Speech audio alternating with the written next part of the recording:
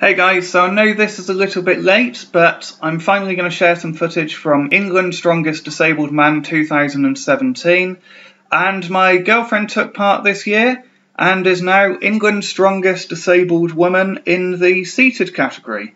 So obviously this first clip isn't Olivia, but it's a nice long clip which I thought would be suitable to use while I give some introductions, and this first event is the seated deadlift. Now, unfortunately, Olivia didn't do very well in this event at all. It seems that it's an equipment issue rather than a strength issue, and this isn't just a cop-out. Lots and lots of the men had exactly the same issue as well. It seems to work really, really well if you're 6 foot tall and have long arms, but if you're 5 foot 2 and have tight hip flexors, it just doesn't work at all. And like I said, a lot of the men had exactly the same issue as well.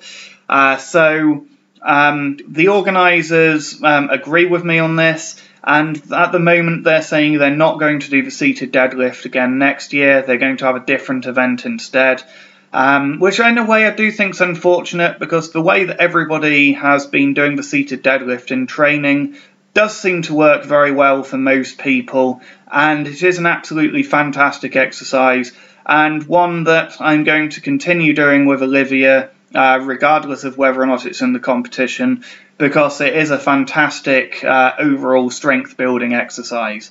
So in training, we're going to do the conventional, we're going to do a trap bar deadlift, and we're also going to do the seated deadlift as well. And I may talk more about the reasons for why we're going to be training like that in a future video.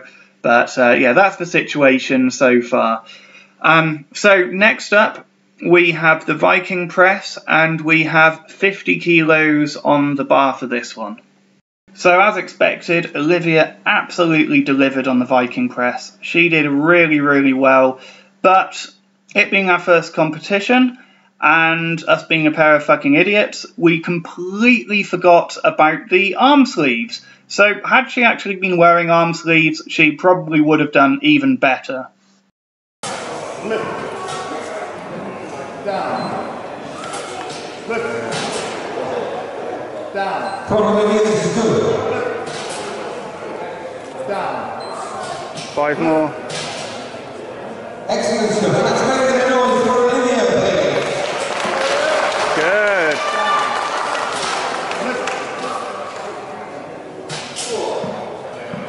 Down. Nice. Good work. One more. So I'd also like to use this as an opportunity to shout out Cleve Chiropractic. They came down for the day and offered their services for free. They really helped sort out my wrist problems, and they helped sort out Olivia's back problems as well. And yeah, they were very, very busy the whole day. And so I'm going to include a few words from them talking about who they are and what they do. Hi, so yeah, I'm Tim Button, and I'm here today to help with the Britain's Strongest Disabled Man competition.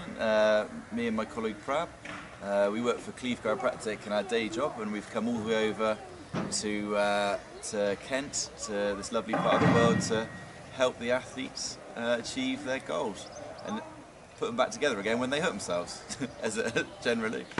So yeah, it's been a really good fun day, and we've been strapping, taping, treating, clicking, massaging, and generally making people feel better when they've hurt themselves. And that's us.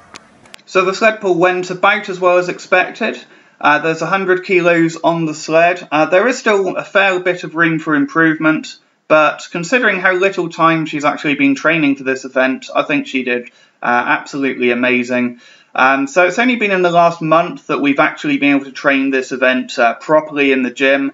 Before that, we've done bits and pieces here and there. We've travelled to a strongman gym. We've been and visited other strongmen to do a bit of training here and there. But apart from that, all we've really been able to do is just target the muscle groups which are involved in the movement. So lat pull downs, rows, some grip work, some work for the hamstrings and that kind of thing. Yeah, considering that, I think she did really, really well. We were kind of hoping for a setup which allowed her to get her back into it a little bit more, but it's fine. We trained both ways anyway to the best we could because we thought this may well happen. And yeah, both ways of doing the event are equally valid. And our goal here was just to try and get the tyre to the end. That was the goal, and she managed to pass that goal with flying colours. So the dumbbell press was laughably easy for Olivia. The weights in this one were 10, 12, 14, 16 and 20 kilos. That's 44 pounds for those of you too lazy to learn the metric system. But yeah, it was very, very easy. When we first started training though, I honestly thought there was no way she was going to lift 20 kilos by the time of the event. Because yeah, she could only do about 14 kilos at the time, but she's trained really hard at this event. And we've now done 24 kilos in a gym lift, and that was without an arm sleeve. So I think honestly, with the arm sleeve she had on the day, she may well have managed to do 30 kilos if the weight went up that high. So yeah, very, very happy with the performance here, and yeah, went very, very easily. 20 kilos. Not even a challenge.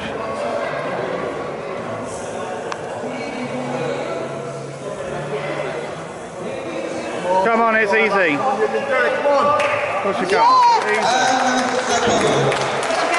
Yeah. So the final event was the Atlas Stones, and unfortunately Olivia didn't manage to get any stones, but I am putting this down primarily to an equipment issue.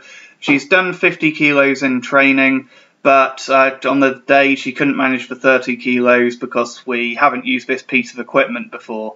So yeah, I'm sure with more time we could have worked out some technique thing to make it work better, but it seems that the equipment really wasn't designed with the female athletes in mind. The width of the rails works really, really well for the big heavy stones, but the smaller, lighter stones unfortunately sit very, very deeply in the rails, and I think the 30 kilo one actually got somewhat stuck in there. And some of the male athletes had the same problem. Some of them found the 65 kilo stone harder than the 80 kilo stone. Hopefully this can be resolved for the next competition. Perhaps they could put some attachment on it to make it narrower for the smaller stones, or have it roll directly onto a barrel rather than staying at the end of the rail. But if not, we're going to try and work on some technique things anyway to try and resolve it. And yeah, that was it. So overall, Olivia has done absolutely fantastically, and she'll be competing again in November. So I will be uploading some footage from some of the men's events as well, some highlight stuff. So thanks for watching, comment, rate, subscribe, and I'll see you guys soon. Bye.